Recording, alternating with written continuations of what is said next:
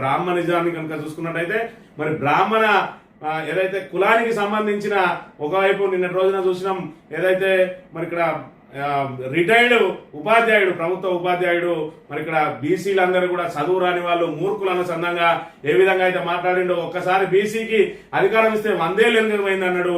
మరి ఆ దరిద్రునికి అసలు ఇక్కడ మంత్రిలో ఏమేం జరిగిందో అభివృద్ధికి సంబంధించిన కనీస సమాచారం లేదు. వాళ్ళంతా కూడా బీసీల రూలింగ్ లో మనం ఉండడం ఏందని చెప్పి మరి ఇక్కడ ఆధిపత్యాన్ని సహించలేక మరి ఆయన మాట్లాడిన మాటలు విన్నట్టయితే మరి ఇక్కడ జర్నలిస్ట్ ముసుగులో మరి ఇక్కడ శ్రావ్య అనే ఒక జర్నలిస్టు మరి ఇక్కడ ఏ విధంగా ఏదైతే నారాయణ రెడ్డి మాట్లాడిన మాటలను మరి ఇక్కడ వక్రీకరించి అసలు ఇక్కడ మంత్రికి ఏమాత్రం సంబంధం లేని ఈ శ్రావ్య ఏ విధంగా మాట్లాడుతూ ఉంటుందంటే ఇన్ని రోజులు ఏం పీకినావు శ్రీధర్ బాబు వెంటనే కూడా వీకలేవు సిగ్గులేని సన్నాసి ఎంత ఇచ్చారని చెప్పి ఇక్కడ అదొక తమ్మునేలు కూడా ఈ విధంగా రూపొందించి ఈ రకమైన మాటలు జర్నలిజం పేరుతోటి ఇంత నీచమైన దిగజాడు మాటలు ఈమె పూర్తిగా బ్రాహ్మణ కులానికి సంబంధించిన వ్యక్తి మరి సిగ్గులేని సన్నాసి ఇన్ని రోజులు ఏం చేసినా ఉంటది. అదే విధంగా మరి పుట్టమల్లి వామన్ రావు దంపతులను హత్య చేసిందని ఈమె డిసైడ్ అవుతుంది. ఒకవైపు మరి సుప్రీంకోర్టులో పెండింగ్ లో ఉన్నది కేసు, హైకోర్టు జడ్జి సమక్షంలో దాని మీద పూర్తి స్థాయి విచారణ జరిగింది.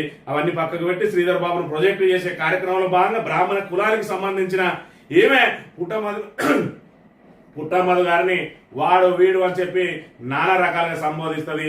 మరి ఇక్కడ శ్రావ్య గారు ఒకటి గమనించాలి, పుట్టమల్లి అభిమానులకు కనుక కోపం వచ్చి మరి ముంజ గింజ అని చెప్పి నిన్ను కూడా అదే భాషతోటి మాట్లాడితే తలకాయ ఎక్కడ పెట్టుకుంటావు. శ్రావ్య గారు ఇది పద్ధతి కాదు. జర్నలిస్ట్ అంటే నువ్వు ఏ విషయాన్నైనా ప్రొజెక్ట్ చేయదలుచుకుంటే చెయ్యి, దానికి వాడు వీడు అని చెప్పి మరి బావురు కప్ప నోరేసుకుని నోటికి వచ్చినట్టు మాట్లాడితే మరి ఇక్కడ పుట్టమల్లి అభిమానులు కనుక మరి నీ భరతం పట్టడానికి వెంటబడ్డారు అనుకో, మరి ఇక్కడ నువ్వు తలకాయ ఎక్కడ పెట్టుకుంటావు. ఈ విషయాన్ని గమనించాలి. నువ్వేం చెప్పదలుచుకున్నావో, నీకు గనక పత్రికా స్వేచ్ఛ భావ ప్రకటన స్వేచ్ఛ ఉంటే నువ్వు చెప్పదలుచుకున్న విషయాన్ని చెప్పు.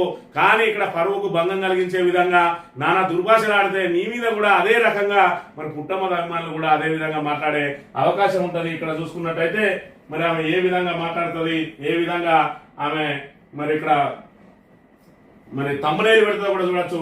పుట్టమల్లిని లేపేయమని శ్రీధర్ బాబు సుపారీ ఇచ్చాడా? అరే బట్టబాదిగా రెచ్చిపోయిన జర్నలిస్ట్ అట. మరి నువ్వే రెచ్చిపోతే నీ మీద రెచ్చిపోవడానికి ఈరోజు చేతిలో సెల్ ఫోన్ ఉన్న ప్రతి ఒక్కడూ జర్నలిస్టే. మరి ఇక్కడ యూట్యూబ్ లో ఎవడు పడతాడు పెట్టుకోవచ్చు. నువ్వేం తోకల జర్నలిస్టు కాదు. మరి ఇక్కడ మిగతా వాళ్ళేమో సపడే కూకునేటోళ్ళు కాదు. నువ్వు బట్టబాదిగా గిట్టబాజి గారు మాట్లాడితే బావురు కప్పదానా పందిదానా అని చెప్పి కూడా పుట్టమల్లి అభిమానులు మాట్లాడే అవకాశం ఉంటది. శ్రావ్య గారు మీరు జాగ్రత్తగా మాట్లాడండి. మీరు ఏదైతే మరి ఇక్కడ బ్రాహ్మణుల మీద ఉన్న ప్రేమతోటి నోటికి వచ్చినట్టు మాట్లాడితే మరి పుట్టమల్లి అభిమానులు కనుక ఈ విషయాన్ని ఇంకా గమనించినట్లు లేరు. ఒకవేళ గమనించినట్టయితే మరి నీ భరతం పట్టే అవకాశం ఉంటది. మరి నువ్వు చెప్పదలుచుకున్న విషయాన్ని చెప్పు. ఎవరి మీద పడితే వాళ్ళ మీద నోరు వారేసుకొని శ్రీధర్ బాబును ముఖ్యమంత్రి కావాలని కోరుకుంటుంది. తప్పేం లేదు, కోరుకో. దానికోసం బీసీలను మరి ఏదో బట్టబాదులుగా వర్ణిస్తే మరి ఖచ్చితంగా బీసీలు అందరూ కూడా మరి మీ భరతం పడతారు. ఈ రోజు మరి ఇక్కడ రెడ్డిలకు అధికారం వచ్చింది, రావులకు అధికారం వచ్చింది. ఈ యొక్క బ్రాహ్మణులే మిగిలి ఉన్నారు ఈ ఆధిపత్య కులాలల్లా. మరి అందుకని చెప్పి ఈ బ్రాహ్మణుల కోసం మరొకవైపు కాంగ్రెస్ మీదనే విరుచుకోపడుతుంది ఈ అమ్మాయి. అయినా కూడా శ్రీధర్ బాబును మాత్రం ప్రొజెక్ట్ చేస్తూ ఉంటది. బ్రాహ్మణులు అంటే మరి ఇక్కడ చాలా గొప్ప వాళ్ళు అనే మరి మాట మాట్లాడుతుంది. శ్రీధర్ బాబు అంత సౌమ్యుడు లేడట. మరి ఇక్కడ రోజు రోజుకు మా మీద జరుగుతున్న కేసులకు సంబంధించి ఒకసారి వచ్చి చూడాలి శ్రావ్య గారు. మీరు ఇక్కడ చూసుకున్నట్టయితే మరి ఏదైతే నారాయణ రెడ్డి మాట్లాడిండో ఆ నారాయణ రెడ్డి మాటలకు సంబంధించి మరి ఏదైతే మేము టీవీలో పెట్టినామో దానికి సంబంధించి నిన్నటి రోజున మరి నా మీద ఇక్కడ కేసు పెట్టిండ్రు. ఇక్కడ మరి గంట రమణారెడ్డి అని మాజీ జడ్పీటీసీ ఇక్కడ చల్ల నారాయణ రెడ్డి మీద, అదేవిధంగా పూదరి సత్యనారాయణ అనబడే నేను టీజీ టీవీలో ఆయన వార్తను ప్రసారం చేసిన కాబట్టి శాంతి భద్రతలకు భంగం వాటిల్లిందట.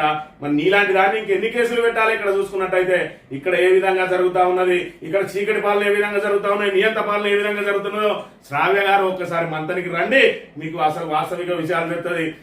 ఏదైతే 2004 నుండి 2014 వరకు మరి ఉమ్మడి ఆంధ్రప్రదేశ్ లో కాంగ్రెస్ అధికారంలో ఉన్న రోజున విప్పుగా మంత్రిగా ఉన్న శ్రీధర్ బాబు హయాంలో మంతని నియోజకవర్గంలో ఎంతమంది మీద రౌడీ షీట్లు ఓపెన్ అయినాయి, ఎంతమంది మీద అక్రమ కేసులు అయినాయి, ఎంతమంది వేధింపులకు గురైనరు, ఎంతమంది మరి హత్యలుగా వింపబడ్డారో వాటన్నిటిని కూడా లెక్క తీసి దానికి బాధ్యులు ఎవరో నువ్వే తెలుసు శ్రావ్య గారు అని చెప్పి చెప్తా ఉన్నాం. నువ్వెక్కడో హైదరాబాద్ లో కూర్చొని బ్రాహ్మణులందరూ మరి ఇక్కడ మంచి వాళ్ళు, బ్రాహ్మణులందరూ సౌమ్యులు, బీసీలందరూ రాక్షసులు అన్నట్టుగా మాట్లాడి ఉంటే బీసీలందరూ కూడా తిరగబడే అవకాశం ఉంటుంది. నీ ఆఫీస్ మీద కూడా తిరగబడే అవకాశం ఉంటుంది శ్రావ్య గారు.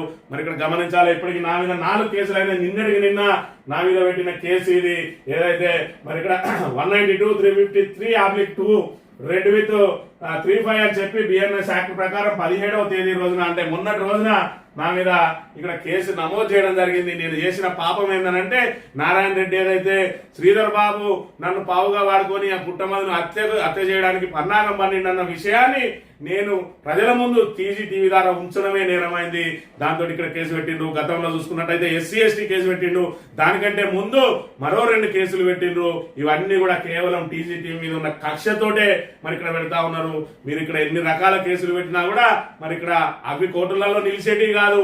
మీరు రాక్షసానందం కోసం గతంలో 2004 నుంచి 2014 వరకు మీరు ఇదే విధంగా ఏ విధంగా అయితే అణచివేతలకు గురి చేసిండ్రో, అక్రమ కేసులకు గురి చేసిండ్రో, ప్రజలందరూ కూడా తిరగబడి 2004లో ఏ విధమైన తీర్పు ఇచ్చిందో 2028లో కూడా మీకు అదే తీర్పు పునరావృతం అవుతుంది. ఈ విధంగానే మరి ఇక్కడ మీరు ఏదైతే అణచివేతలకు గురి చేసినట్టయితే అనే విషయాన్ని గుర్తుంచుకోవాలి శ్రీధర్ బాబు గారు, శ్రావ్య గారు. మీరు కూడా మరి ఇలాంటి నీతి మాలిన మరి మాటలు మాట్లాడకుండా నోటికి వచ్చినట్టు కనుక బీసీలను దూషించినట్టయితే నిన్ను కూడా మరి బీసీ నాయకులందరూ కానీ బీసీ అందరికి బీసీలకు కూడా ఇక్కడ ఛానల్స్ ఉన్నాయి. నీ ఒక్కతే ఓకే టీవీ ఒక్కతే ఛానల్ కాదు, అందరు కలిసి నీ మీద బూతు పురాణం కనుక మాట్లాడింది అనుకో, మరి నువ్వు ఉట్టిగా ఆత్మహత్యకు చేసుకునే ప్రమాదం ఉంటుంది. శ్రావ్య గారు, నీకు ఒక సజెషన్ ఇస్తున్నాం టీవీ తరఫున. ఏదైతే నువ్వు మరి ఇక్కడ నువ్వు చెప్పదలుచుకున్న విషయాన్ని చెప్పు, కానీ వాడు వీడు అనంటే నిన్ను ముంజా గింజా అని మరి వాళ్ళు అనే ప్రమాదం ఉంటది. కాబట్టి అలాంటి మరి ఏదైతే ఫ్లింతీ లాంగ్వేజ్ కు వెళ్లకుండా నువ్వు చెప్పదలుచుకున్న విషయాన్ని చెప్పు. మరోవైపు కోర్టు ధిక్కరణకు పాల్పడితే నీ మీద పరువు నష్టం వేసే అవకాశం ఉంటుంది. కోర్టులో కూడా నీ మీద మరి కోర్టు ధిక్కారం కేసు వేసే అవకాశం ఉంటుంది. ఎందుకంటే పుట్టమదును నువ్వే వచ్చివి అంతకుడిగా చిత్రీకరించడానికి. మరి అక్కడ కోర్టులు ఉన్నాయి, కోర్టులే మరి అక్కడ ఏదైతే హైకోర్టు ప్రధాన న్యాయమూర్తి పర్యవేక్షణలో జరిగింది. అక్కడ నీకు ఏదో బ్రాహ్మణ సంబంధించిన వామనరావు దంపతులు నీకు గొప్ప ఆదర్శవాదులుగా కనబడతా ఉన్నారు. ఎవరి ఆదర్శవాదులైనా, లంగలైనా, మరి బట్టబాజుగాళ్ళైనా కూడా ఎవరినైనా హత్యలు చేయడం తప్పే. దానికి సంబంధించి చట్ట ప్రకారం జరుగుతూ ఉంటది. ఒకవేళ చట్ట ప్రకారం ఏదైనా అవకతవకలు జరిగితే రీఎంక్వైరీ చేయొచ్చు, లేదంటే CBI ఎంక్వైరీ కూడా కోరచ్చు, తప్పు లేదు. కానీ నీ నోటికి వచ్చినట్టు నువ్వే కనుక కన్ఫెషన్ ఇచ్చినట్టయితే ఖచ్చితంగా మరి నీ నోళ్ళు కూడా మూతపడే విధంగా నీ మీద కూడా మరి బీసీ సమాజం అంతా తిరగబడే ప్రమాదం ఉంటది. శ్రావ్య గారు, జాగ్రత్తగా మాట్లాడండి. వాడు వీడు అనే మాటలు మాట్లాడితే ముంజా గింజా అని చెప్పి వాళ్ళు కూడా మాట్లాడే ప్రమాదం ఉంటుందని చెప్పి జాగ్రత్తగా ఉండాలని. బావురు కప్ప నోరేసుకుని నోటికి వచ్చినట్టు మాట్లాడితే ఎవరు సహించరు. బీసీల మీద విషయం కాకపోతే నీ బ్రాహ్మణ సమాజం మీద బీసీలందరూ కూడా తిరగబడతారని చెప్పి నేను హెచ్చరిస్తా ఉన్నాం. నిన్నటి రోజున